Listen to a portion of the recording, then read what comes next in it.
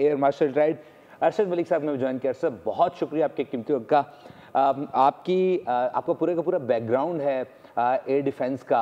आप क्या समझते हैं ऐसे में सिर्फ और सिर्फ जब हम इजरायली अटैक देखते हैं तो टारगेटेड निशाना बनाया जाता है और जितनी भी टॉप लीडरशिप है उसे वाइंड अप कर दिया जाता है। दूसरी जानिब हम देखते हैं कि इजराइल में इस वक्त जो है वो जो बैलिस्टिक मिसाइल्स हैं वो निशाना बना रहे हैं। यकीनी तौर पर अभी इसकी इतलात कुछ देर बाद आएंगी, ईरान खुद इसको वाजे करेगा। आप क्या समझते हैं एयर डिफेंस का निज़ाम होना और ईरान में जो लीकेज आ रही है एयर डिफेंस की कहाँ पर थी और इस जंग को आप कहाँ पर जाता हुआ देख रहे हैं?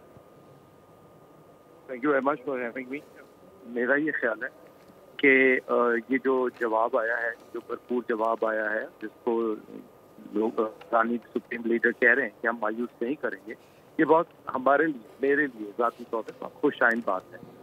जब तक आप किसी इफेक्टिव तरीके से आप किसी तरह अपने आप को मनवाते नहीं हैं, कोई आपकी बात सुनने को तैयार नहीं है, बल्कि जो भी आएगा वो आके आपको रोनता चला जाएगा।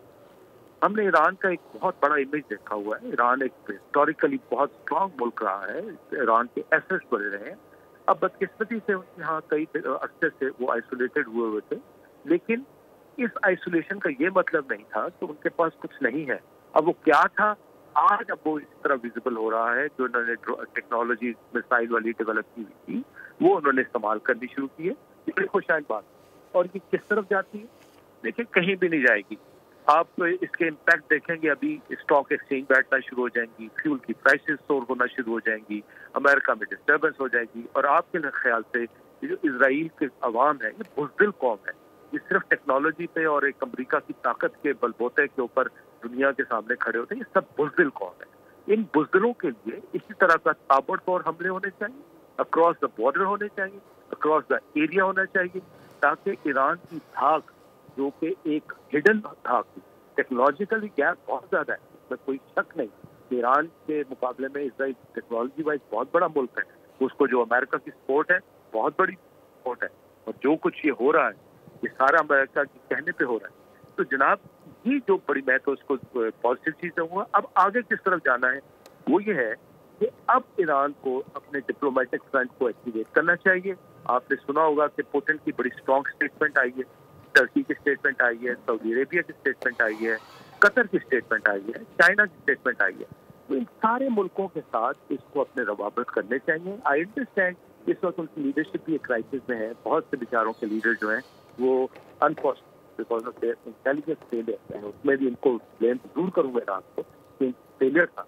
लेकिन दिस इज द टाइम कि जब ये काइनेटिक रिस्पॉन्स दे दिया, अब ये अपने डिप्लोमेटिक फ्रंट्स को एक्टिवेट करें। अब अमेरिका में दिन चढ़ रहा है, टाइमिंग का जो फर्क है उसको ये एक्सप्लॉइट करें, अपने एम्बेसडर्स को लॉन्च करें। और जो अमेरिका ने इनको जो टॉक टेबल से हटाया है, दूसरी बड़ी इंपॉर्टेंट है, यूनाइटेड नेशंस इन्होंने बड़े टाइमली अनाउंस किया कि we want to talk to you and we want to raise this issue. So that is the point, यहाँ पे आके ये अपने डिप्लोमेटिक चैनल्स को एक्सप्लॉइट करें, दुनिया को ये बता दें कि हम रिस्पॉन्स देने की सलाहियत रखते हैं और हमने दे दिया, लेकिन अब हम इसको मजीद एस्केलेशन नहीं चाहिए। और उसमें देखें, अंदर और आपस की बात यह है कि जैसे मैंने पहले कहा कि टेक्नोलॉजी में इतना फर्क है कि ये खुदा न खास्ता 10 से 15 साल पीछे चले जाएंगे। और दो आगे ये 10-15 सालों में क्या करते हैं, ये जो उन्होंने वेट किया कि हम न्यूक्लियर टेक्नोलॉजी बना रहे हैं, उसमें भी शायद ये ऑल आउट जाएंगे। तो मेरे ख्याल में तो बहुत अच्छी और खुशाइन बात है। मैं इसको कोई इस्लामी या मजहबी जंग का नाम नहीं दे रहा, लेकिन इसराइल जैसे जारहा मुल्क को नेतन्याहू जैसे फाशिस्ट आदमी के लिए एक झटका बहुत जरूरी था। और उसको ये मैसेज आना चाहिए था कि ये नहीं हो सकता कि दुनिया के सामने तुम कहो कि just do it. How can you say that? इतना बड़ा मुल्क, इतना बड़ा इंडिपेंडेंट मुल्क जो कि सर्वाइव करता रहा सैंक्शंस के बावजूद, उसको आप कैसे कह सकते हैं कि जस्ट डू इट? जैसे कोई लैम्स हैं हमारे दुनिया के आगे। तो ये बड़ा अच्छा हुआ सर, पर अल्लाह करे कि जो इफेक्ट्स हैं वो अच्छे आए। जो इफेक्ट बेस ऑपरेशन होने चाहिए थे, अगर तो वो हुए, और ये तीसरी वे मैंने सुना है कि यही है।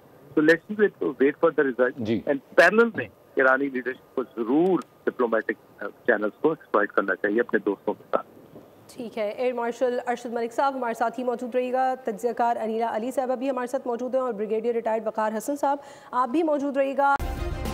سبسکرائب کریں اور بیل دبائیں تاکہ کوئی خبر رہ نہ جائے۔